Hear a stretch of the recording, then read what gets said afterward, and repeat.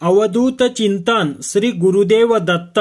श्री दत्त जयंती निमित्त बरेच जण गुरुचरित्राचे पारायण करतात, परंतु त्याआधी काही नियम लक्षात ठेवणे अत्यंत महत्त्वाचे आहे। हे नियम पाळूनच पारायण करावे असा संकेत आहे। तर आज आपण या व्हिडिओमध्ये 20 नियम जाणून घेऊया।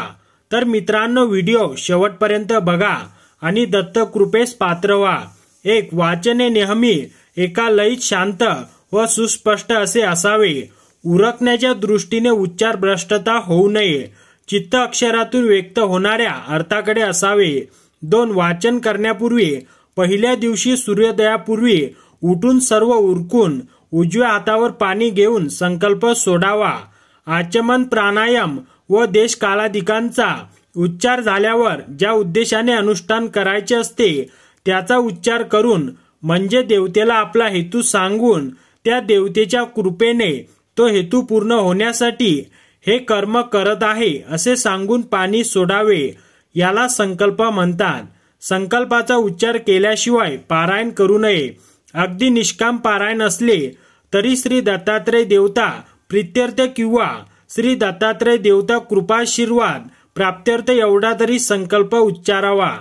3. यानंतर कुलदैवत, गुरु, माता, पिता यांचे स्मरण करावे आणि त्यांचे आशीर्वाद घ्यावेत।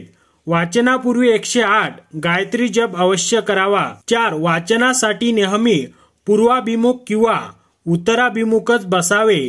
5. वाचनासाठी ठराविक वेळ, ठराविक दिशा व ठराविक जागाच असावी। कोणत्याही कारणास्तव त्यात बदल होऊ देऊ नये। 6.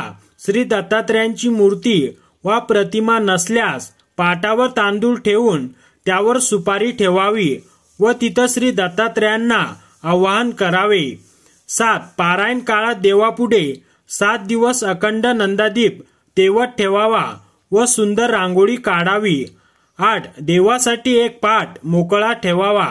पारायण काळात साक्षात दत्तगुरु फेरी मारतात अशी दत्तभक्तांची श्रद्धा आहे। यासाठी पाटावर कोरे वस्त्र अंतरून ठेवावे। 9. वाचन मनातल्या मनात न करता खड्या आवाजात करावे। 10. रोजचे वाचन झाल्यावर पोथी बंद करू नये, ती उघडीच ठेवावी। आसनावरून उठण्यापूर्वी तिला हळद, कुंकू व फूल वाहून नमस्कार करावा। 11. पारायण काळात त्या दिवसाचे वाचन संपल्यावर रात्री आरती करावी। 12. सप्ताह काळात ब्रह्मचर्याचे पालन करावे। वाचन शुचिर्भूत होऊन सोहळ्यानेच करावे। 13.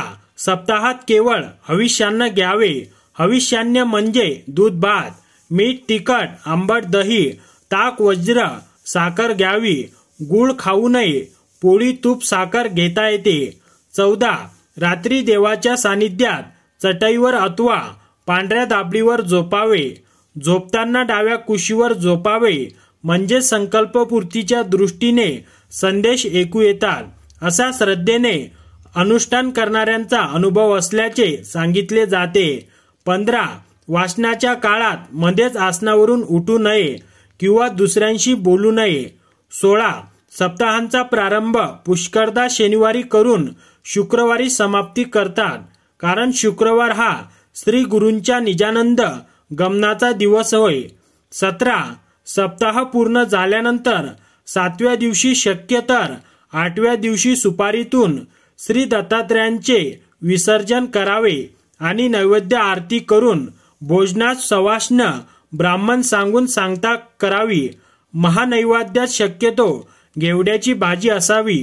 18. वाचनात यांत्रिकपणा नको, मनोभावे वाचन करावे। 19. एकदा संकल्प सोडून पारायणाला प्रारंभ केल्यानंतर ते पूर्ण करणेच आवश्यक असते, परंतु मध्ये सोयर किंवा सूतक आल्यास व्यत्यय येतो।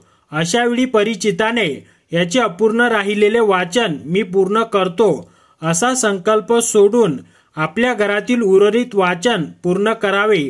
तसेच सोयर किंवा सूतक संपल्यावर घरात गोमूत्र शिंपडून शुद्धी करावी। त्या दिवशी अवतरणिका वाचावी व दत्तमूर्ती किंवा दत्तपादुकांवर अभिषेक करावा। 20. शक्यतो निष्काम मनाने या ग्रंथाचे पालन करावे। इस्पित फळ आपोआप मिळते असा गुरुभक्तांचा अनुभव आहे। तर मित्रांनो, कमेंटमध्ये श्री स्वामी समर्थ दत्तात्रय भगवान की जय असे लिहायला विसरू नका.